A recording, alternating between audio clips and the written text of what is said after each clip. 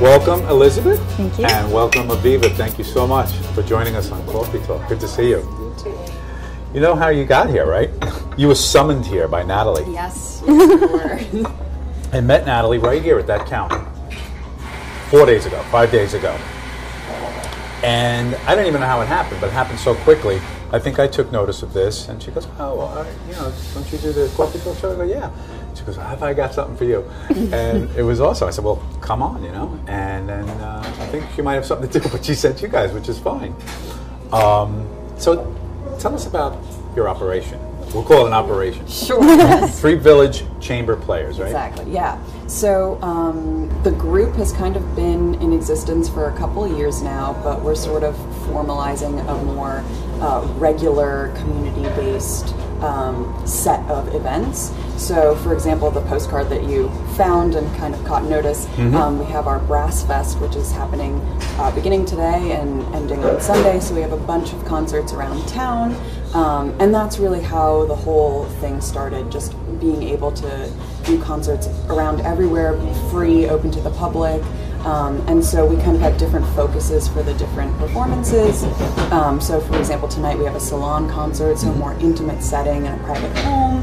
We have a children's concert on Saturday morning, so that really kind of invites young folks to be, for some of them, introduced to different instruments, introduced to different kind of repertoire, but also in a really casual setting, so no one's yelling at a child for screaming. It's just the child can roam around, and actually we're partnering with Artelier, which we've done for a couple concerts in a row now, so it's actually like a combination of craft plus concert, so we really love doing these kind of local partnerships with It's almost like pop-up music. Yeah. In a way, yeah. Yeah. I love the concept. Especially this one in the Artelier, people walk down the street and look in and say, "Oh, I'll stop in and hear some music." And same thing here. Yeah. Yeah.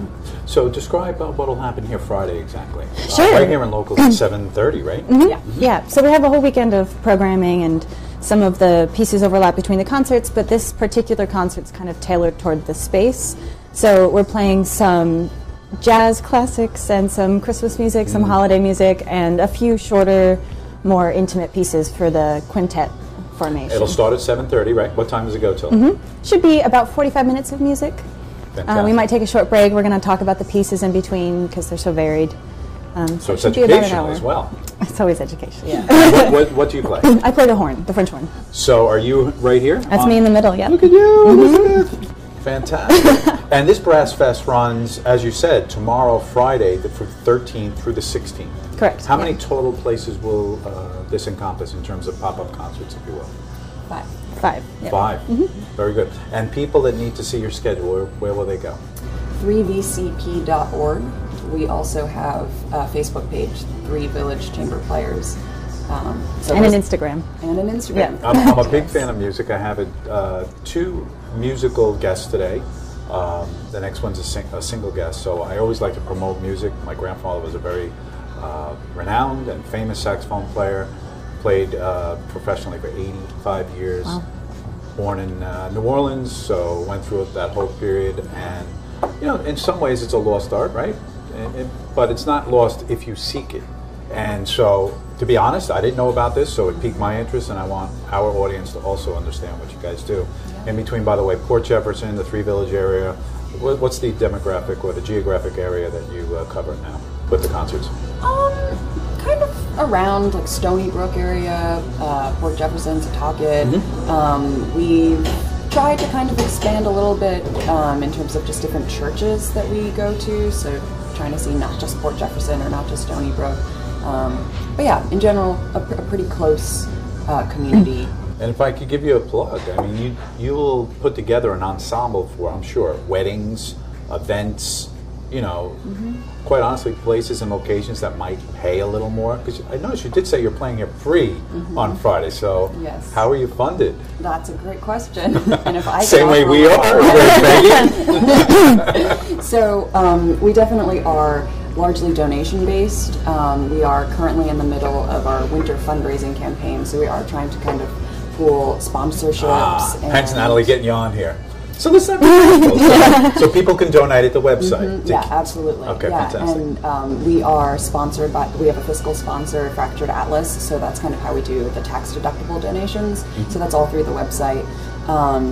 So we are launching this campaign. And then I think it's also just important that we're also seeking out grants. So we're trying to kind of vary the ways that we're part of a community. So, you know, we do want the community and the local government also to feel like this is an important part of and embrace it. Absolutely. Yeah, exactly.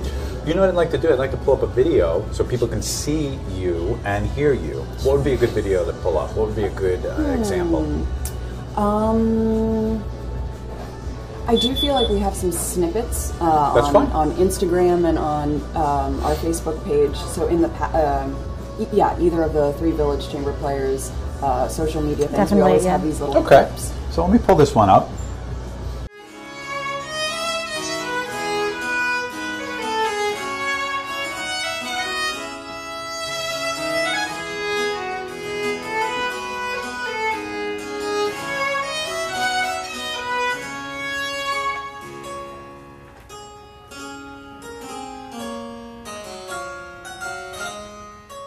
That was really, really nice. So people can get little snippets of what you do on Instagram.